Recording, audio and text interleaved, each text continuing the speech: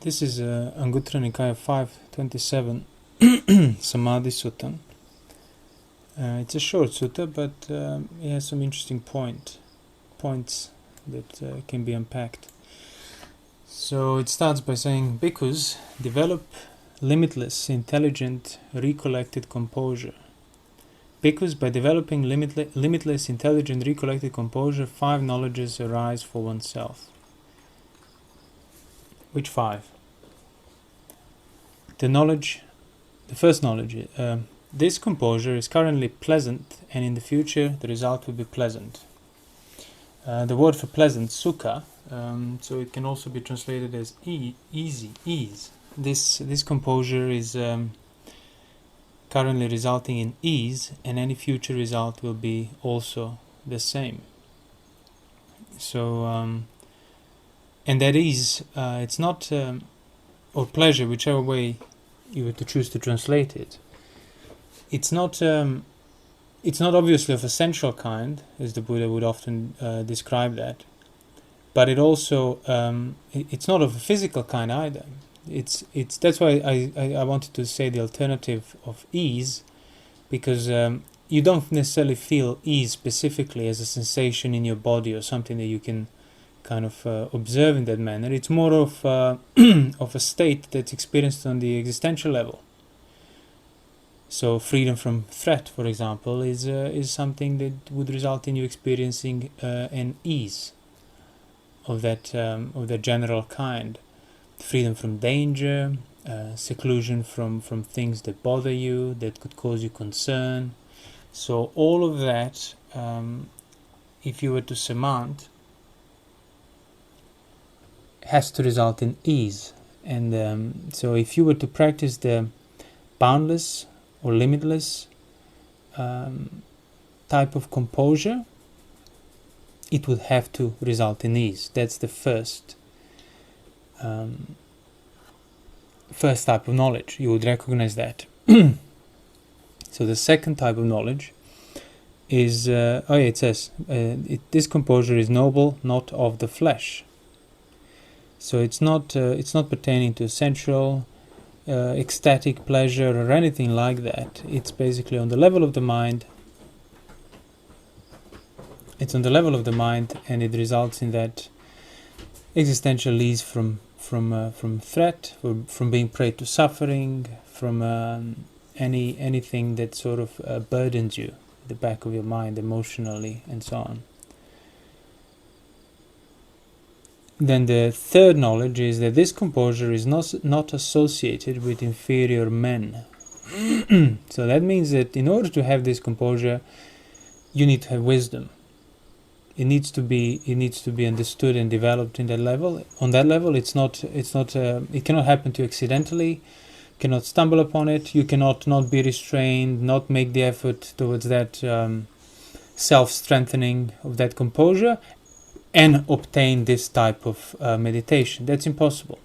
So anything that would make you inferior, which is greed, aversion, delusion, is not something that you can that can result in this type of knowledge, in this type of composure. So you have to abandon the inferiority in that sense internally in order to partake to this knowledge.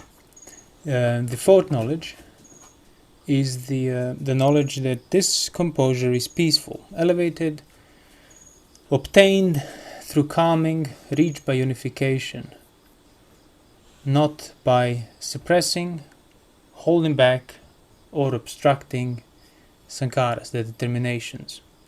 So this is probably the most condensed line of this sutta. And before we get into it, again, just the sutta is called Samadhi Sutta, and Samadhi is composure. It's not concentration. You can have composure without colloquial sense of concentration, but obviously you can't have concentration with a composure. But Samadhi is much more than just concentration. And more often than not, practically speaking, when people when people think of concentration, you think about focusing. By definition, that's what concentrating is. Focusing on a particular object at the expense of everything else. Samadhi is the opposite of that. We said that many times before, but it doesn't hurt to repeat it. It's composing, it's bringing things together, not excluding everything on account of one point, but basically developing the type of composure that doesn't exclude any fundamental aspects of your experience, such as perception, feeling, intentions, and so on. That's addressed in many other suttas. So it's important to keep reiterating that, because many people would waste tremendous amount of effort in just concentrating and then expecting a certain, like a release or experience to come out of it. But samadhi is opposite of focusing on one point, which basically one point limits you. One point is limiting, and one point is your boundary.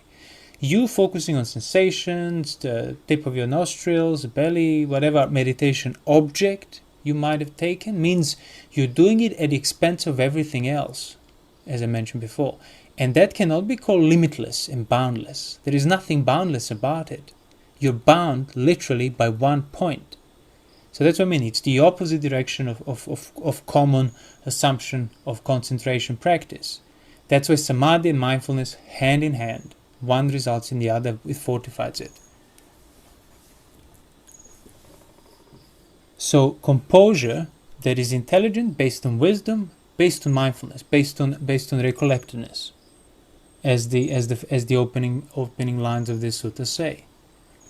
So it's important to keep that in mind. It's that general recollectedness that then you sort of fortify it into a sense of composure. Literally, like compose yourself. If somebody just tells you, so putting aside anything you think you might know, anything you heard about meditation, if somebody were to tell you, compose yourself, how would you do it? Would you do it by focusing on your nostrils or soles of your feet? No, you wouldn't. You would just bring yourself back into your experience as a whole, as in recognize that you couldn't have left it even if you wanted to, and that you're fully enclosed by it. So you stop ignoring it. So compose yourself means stop ignoring your current experience as a whole. That's it. That's why if fully developed, samadhi will have to uproot the attitude of ignoring, which is what avijja is. Ignoring things of the unpleasant kind, usually. So composure then means bringing yourself together, recollecting yourself, keeping yourself composed. The more you practice that, the more it's going to develop. So the fourth knowledge is recognition that this type of composure is peaceful, elevated, got through calming, reached by unification. So that's the point here. Calming, calm yourself down. Do you know how to do that? Do you recognize what to attend, how to attend? They will have to result in calmness, or do you just go through a set of motions that sort of approximate the idea of what calmness is, and then you hope calmness will happen to you? Well, if it's the latter, it means you're not doing it rightly. You want to develop samadhi where you know what calmness is. You know how to do it, and you know how to attend to it. They will have to calm you from anything that has been disturbing you. So this composure is peaceful, elevated, got through calming, reached by unification. And that's again, how do you unify things? Do you unify things by focusing on one point that excludes everything else? That's not unification, that's separation. Or do you unify it by not taking up a point, an object of your meditation, and discerning just universal nature of whatever you're experiencing at the time? That becomes your container, and by definition, that's already a form of unification. So you unify all these diverse aspects. All these feelings that I feel throughout the day, well, you unify them by being composed upon the nature of felt, whatever's felt. Doesn't matter, pleasant, unpleasant, neutral. Doesn't matter on account of sight, sound, smell, taste, touch, thoughts. Doesn't matter how diverse feelings might be, you know feeling is there. There you go. That's already a form of unification. So this composure is peaceful, elevated, got through calming, reached by unification, not by suppressing, holding back, pretty much concentrating and obstructing the determinations. And that's what determinations is. Knowing what things are there that determine your calmness or determine your lack of it. Knowing what is there in your experience as a whole that undermines your composure or establishes it. So knowledge of determinations means knowledge of samadhi. Knowing how to attend determinations and sankharas means basically knowing how to practice samadhi. And then the fifth knowledge is, I entered upon this meditation, this type of composure. Well, this composure, I'm not going to say type, because this is the composure that the Buddha approves of, which means that's the composure that should be developed, no other type of it.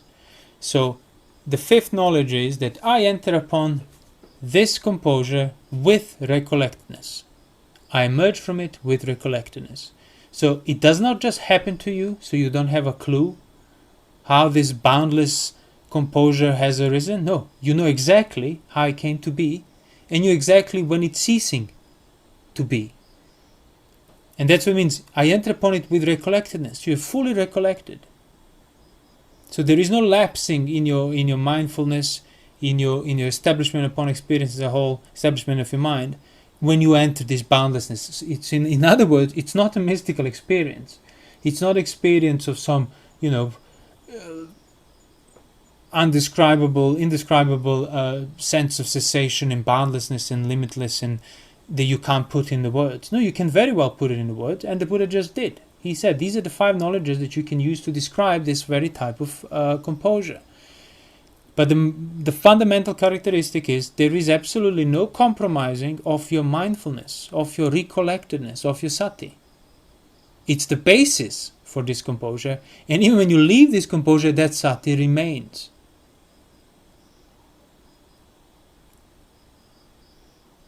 So if there is sati, if there is composure upon sati, there is no focusing practice of concentration upon one thing or the other, and then having this lofty, extraordinarily pleasant experience come over you, like basically possess you for a while, and it's just ecstatic or extremely pleasant, whichever way you want to describe it. No, pleasure means ease.